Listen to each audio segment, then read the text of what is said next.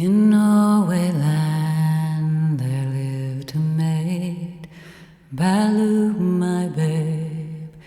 This maid began, I ken na way how father is, nor yet the land where he dwells in.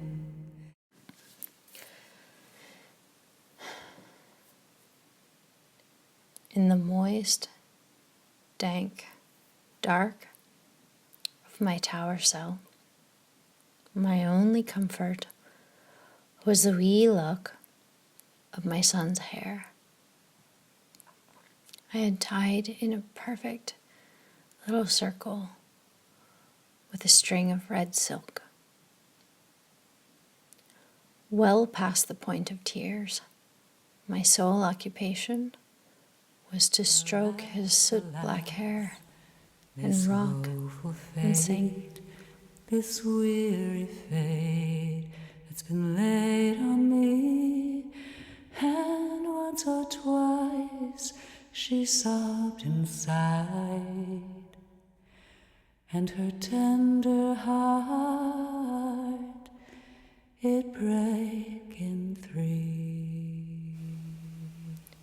The midsummer ting came and went, along with any hope had I for mercy.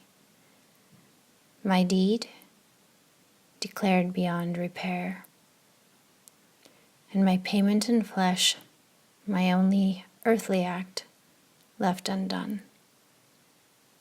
The village would gather round the stake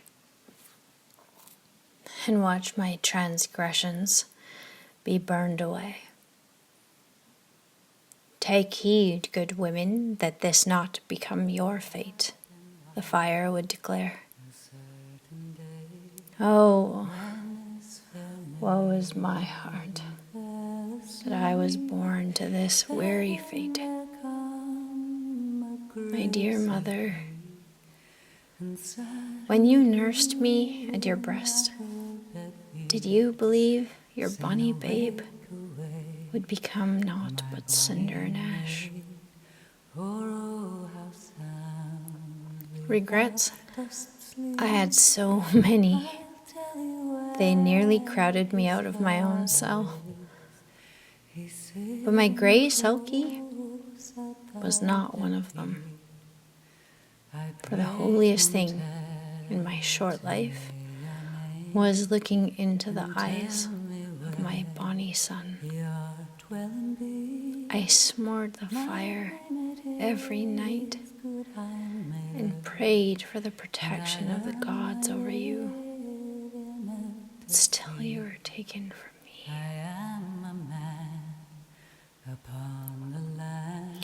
I should not go to Tir Nano to be with you, nor hear my grandmother's song ever again, but instead I'd wander as a wraith upon the karst. The wind song would be snatches of my laments for evermore. My gown would be the Kyo Doriachta, the magic fog upon the sea. And when you go to the shore alone, I'd be the Uignis on Kiadro that you feel on the back of your shivering neck.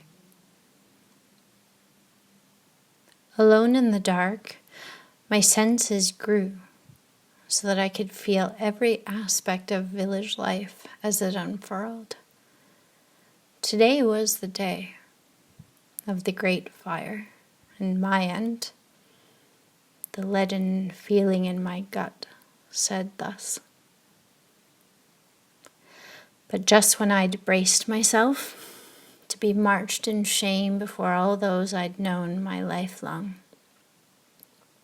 a rumble I felt. I most certainly felt it before I heard it. It was a rumble so low, yet it grew and grew. It was the call of the mighty Selkie Earl Sam Imravo, my lover, my beloved. He showed up, after all. He rallied all the sulky folk to round up every whale in the North Sea, and he bid them swim to our cove.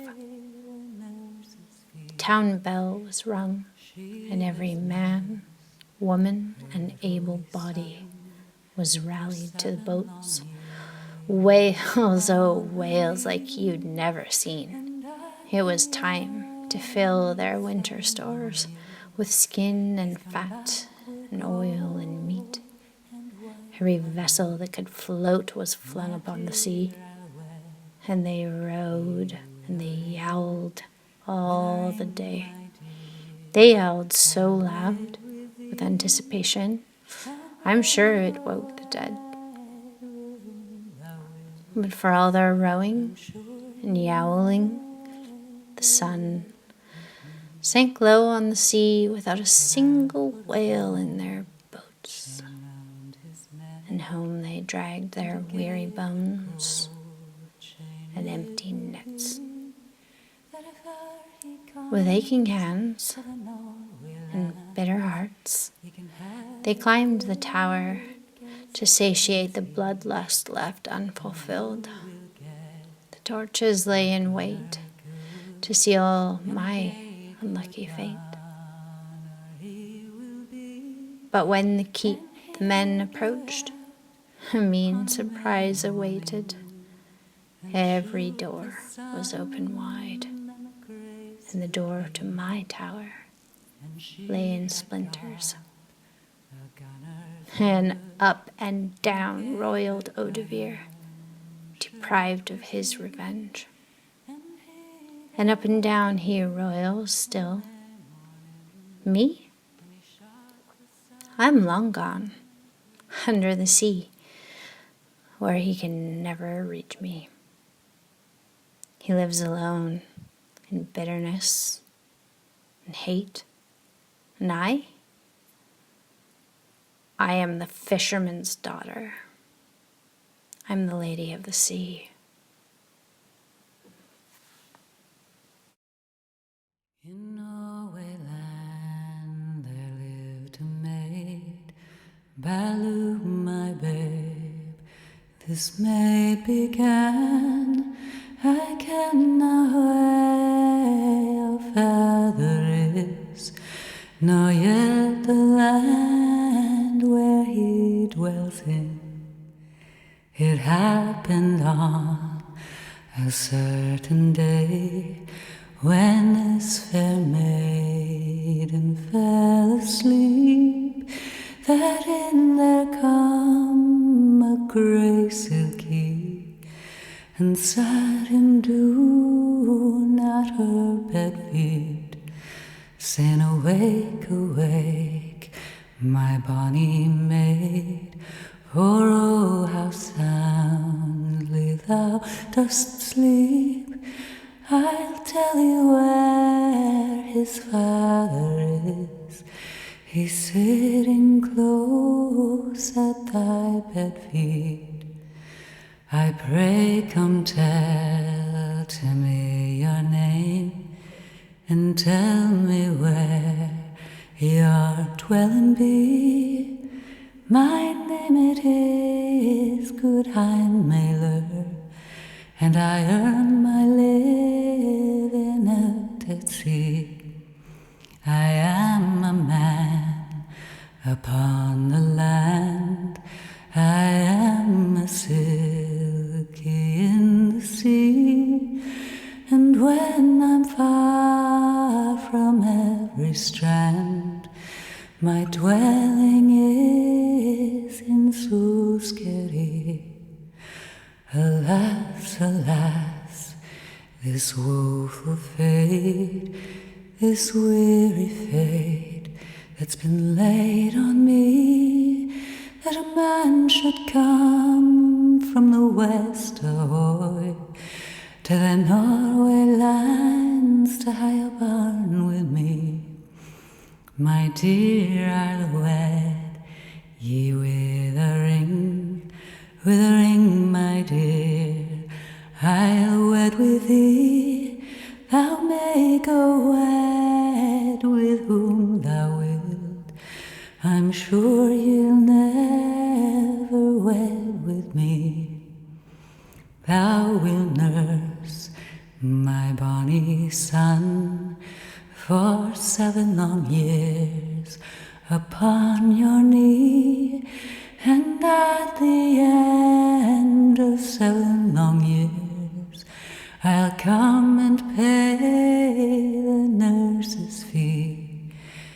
She has nursed her little wee son for 7 long years upon her knee, and at the end of 7 long years he's come back with gold and white money.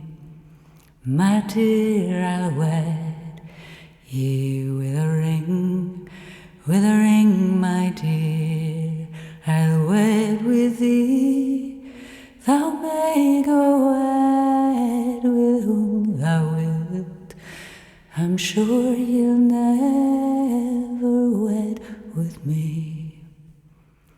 But I'll put a gold chain round his neck, and a gay good gold chain it will be, that if e'er he comes to the Norway lands, ye can have a good guess it is he. And you will get a gunner good, and a gay good gunner he will be, and he'll go out on a May morning and shoot the sun and the grey silky. And she had got a gunner good, and a gay good gunner, sure 'twas he. And he got out on a May morning, and he shot the sun and the grey silky. Alas, alas, this woeful fate, this weary fate that's been laid on me. And once or twice she sobbed and sighed, and her tender heart it brake in 3.